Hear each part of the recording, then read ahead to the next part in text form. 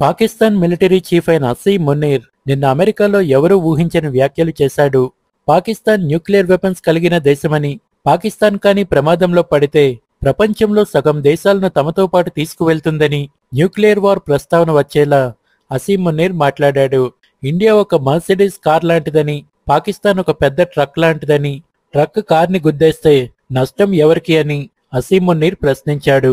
India Sindhu జలాలను పాకిస్తాన్ కు వెళ్లకుండా చేసే క్రమంలో ఇండియా వాటి మీద డ్యామ్స్ కట్టేంత వరకు పాకిస్తాన్ వెయిట్ చేస్తుందని, డ్యామ్స్ కట్టాక పాకిస్తాన్ మిసైల్స్ తో ఆ డ్యామ్స్ ను నాశనం చేస్తుందని అసీం మునీర్ చెప్పాడు.